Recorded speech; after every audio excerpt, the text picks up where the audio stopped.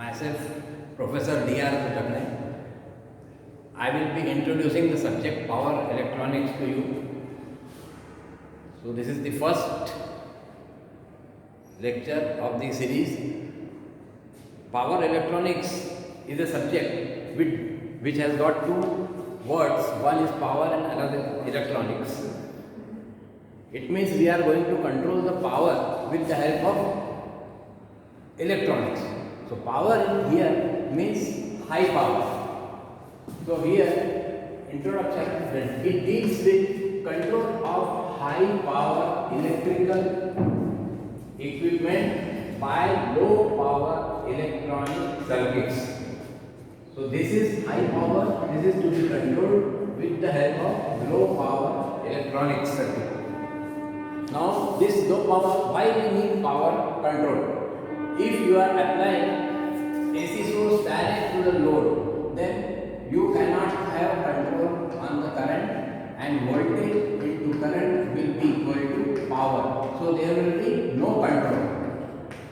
So as if you are running a fan with full speed, you will not require such type of fan which will run at only one speed or it will not run. So for this purpose, this circuit is of no use. If you are also using a circuit in DC motor, if it is run, if it is a heater or if it is a DC motor, then also this is going to run at full speed, and we are not going to use this motor at one particular speed. So what we need is control. So control of power can be obtained in two different ways. One, by adding a resistance in series with the circuit, which resistance will be variable resistance. Here also we will add a resistance which can be variable, and this is your load. So this load with power can be controlled. Power means this is the voltage VDC, this V load will be controlled, and I load will be depending on VL upon RL. So IL will be equal to VL upon RL. Naturally, the drop of this, there will be the voltage drop due to this. This is the method which can be applied for controlling the power. But this has got the problem that this will consume power. So power will be wasted.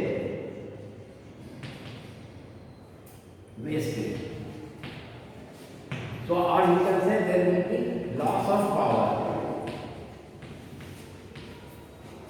So the loss of power should be avoided while controlling. So in order to control the power as well as save the losses which are occurring in this series resistances, the scientists and engineers thought of a circuit which can control the power with minimum losses, or theoretically it can be a zero loss. So you should get a power which can be controlled. So here you want a power which is equal to V into I, V load into I load, but the losses here, this P loss should be equal to 0. So for that, a thing which can be replaced by this is switch. So this is a switch which can be turned on and off with high frequency. So this is a switch which can be turned on and off with high frequency. This is in case of a DC and also in case of a AC. So what is the difference between this control and this type of control? So if you plot the VI characteristics of resistance and VI characteristics of switch, then you will understand better what is the difference between switch control and what is the difference between resistive control. So if you draw the VI characteristics of this is I, this is V, and if you are taking a resistance, then IV characteristics can be like this.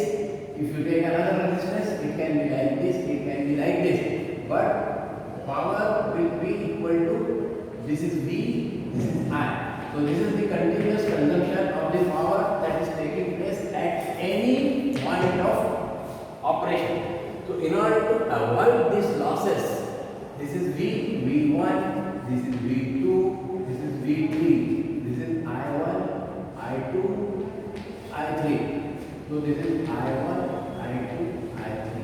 So P is equal to V1 into I1 or V2 into I2 and V3 into I3. This is the loss that is taken place. Now if you replace this by this switch, then what will happen?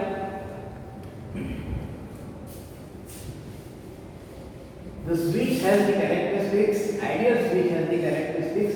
This is I and this is V plus V, this is plus I, this is minus I, this is minus V and this is your minus I. This is the ideal characteristics of a switch, and the point of operation may be this, maybe this, maybe this. Which means when the circuit is closed, it can draw the current I1 depending on load resistance, it can draw another resistance, it can draw another current with another change resistance. If you vary the R, you can move this point, but it will be in vertical axis, not here or here or here. If you are keeping in resistive circuit, then it will move like this. But if the switch is on, across the switch, the current will move in this axis in closed condition. So here you can say the switch is closed. And when the switch is open, means when the switch is open, this is open condition. And switch closed means this is the closed condition. So this is the closed condition, this is switch closed, and switch open means these are the points at which switch is open. So here there is a voltage V1, V2, V3, V4.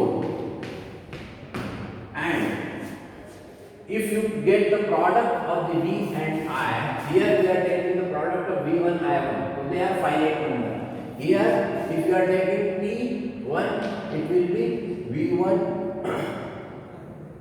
is equal to 0 and I1 V1 into I1. So if let us say V1 is 10 volt, here I is 0. So you will multiply it by 0. So you will get P is equal to 0.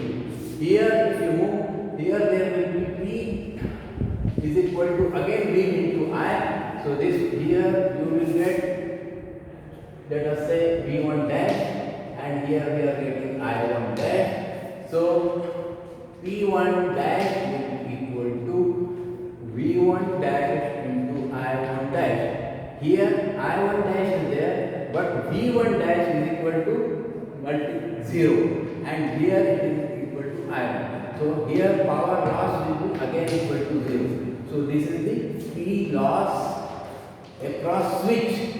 So we will call this as PSW, means loss across switch. And here we will write this as P across R external. So here there will be loss across this, which can be calculated by V1 into I1. Here switch, if the switch is on, this is the condition for switch off. So in off condition, you are getting 0 power, and when the switch is on also you are getting power loss is 0. So this is the proper solution of the controlling the power instead of external resistance method, which is a lossy method, and this is a lossless method. So this is the core of the power electronics. Why power electronics is preferred as compared to any electrical method of control. So power electronics switch is the heart of the power electronics. Now there are different, this is a symbol, there are different types of power electronic switches.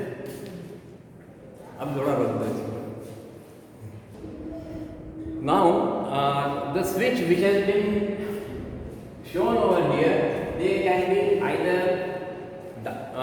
various type of power semiconductor switches which can be which are quite popular as thyristors, IGBT, power MOSFETs, triacs.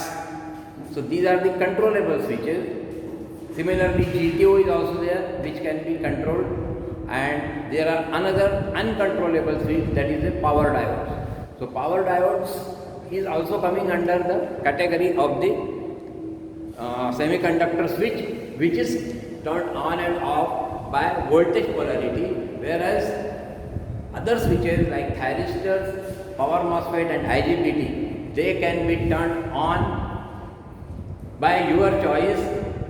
Thyristor can be turned off only by the choice of the load current or load voltage, load current, which reduces to zero. If it is reducing to zero by in thyristor itself, then only it can be turned off. So thyristor is a partially controlled switch, whereas IGBT, power MOSFET and power transistor, they are fully controllable switches.